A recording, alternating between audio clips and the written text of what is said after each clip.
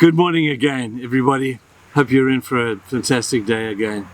Want to take it a step further in looking for wisdom as it regards friendship by talking about a thing called companionship. Friendship is a beautiful thought, but companionship just seems to bring into our minds something that is through thick and thin, something that's through highs and lows, something that is somebody walking with you on a journey through life. You see, friends come and go, companions seem to stay for a whole lot longer.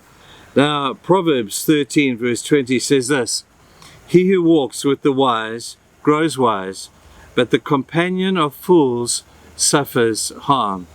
Remember we said at the beginning, you become like the people you hang out with. You hang out with negative people, the chances are you're going to become just like them. You hang around with pessimistic people, the chances are you're going to become just like them. You hang around, however, with people who add value and people who are excited and people who are positive, the chances are that their influence, according to this verse, is going to rub off on you as well.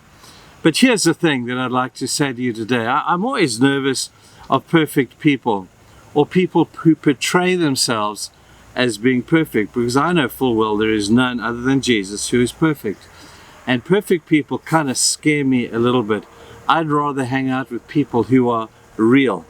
Now, those of you who have read Marjorie Williams' book called The Velveteen Rabbit will understand about what real is. I want to read a little passage from Marjorie Williams' book to you today, and I hope that it will just encourage you in what it means to be real. To be real. This is what it is. It's the story of a velveteen rabbit that was owned by this little boy. And at night, all the toys would come out of the cupboard and they would talk to one another. The skin horse was regarded as being the most real because he was the most loved. And the velveteen rabbit was the new toy on the block. Listen to the conversation that took place between the rabbit and the skin horse. "What is real?" asked the rabbit one day when they were lying side by side near the nursery fender before Nana came to tidy the room. "Does it mean having things that buzz inside you and a stick-out handle?" "Real isn't how you were made," said the skin horse. "It's a thing that happens to you. When a child loves you for a long, long time, not just to play with, but really loves you, then you become real." "Does it hurt?" asked the rabbit. "Sometimes," said the skin horse, for he was always truthful. "When you are real, you don't mind being hurt." "Does it happen all at once, like being wound up?" he asked, "or bit by bit?" "It doesn't happen all at once," said the skin horse. "You become. It takes a long time. That's why it doesn't often happen to people who break easily or who have sharp edges or have to be carefully kept. Generally, by the time you are real, most of your hair has been loved off and your eyes drop out and you get loose in the joints and you look very shabby. But these things don't matter at all, because once you are real, you can't be ugly except to people who don't understand."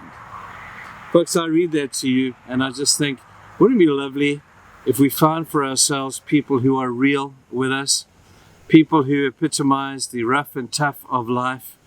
I remember listening to a man speak once, and he was talking about some of the tragedies he'd been through in his life. And he spoke about his deep depression. And he said one of the cures or one of the helps for his depression was to find somebody who was real. Somebody who wasn't just going to portray perfection and give him 5 rules to success, but somebody who could identify with him at the point of his own particular need. And he found somebody who was real. He defined him as this.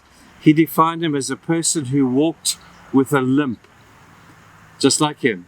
He says, "I'm a limper through life, and I need to find a companion who will limp with me." You see, perfection is not the ideal that we strive for. Certainly in friendship, let's learn what it means to be real with somebody or with the people that are around us. Don't be afraid to talk about the things that hurt you. Don't be afraid to talk about the things that maybe you would not talk to too many other people about. But find somebody who is real. I think of the very honest conversations that Jesus had with his disciples. At first, I'm sure there was a vying for popularity with Jesus. and everybody was trying to put on their best face and show the best of who they were. There's Matthew, the tax collector, who trying to portray his great ability to do this. And there's Peter trying to show himself up to be the best of the fishermen and the most practical. And Jesus sat with these people, and they began to soften because Jesus was the epitome of somebody who was real. His humility was evident to everybody. Even though he is the Son of God, even though he is who he is, he still portrayed reality to the people that were with him. Is this not one of the characteristics of Jesus that made him so attractive? Jesus was attractive to people who had problems. Jesus was continually attracting people who had challenges in life because they saw in Jesus, even though he was perfect, a beautiful sense of what real looked like. So today, as you go in today, let's be real with one another. Be careful how we manage that, because we need some wisdom in applying that truth. But with your loved ones, let's be real. Have a great day, guys, and we'll see you tomorrow.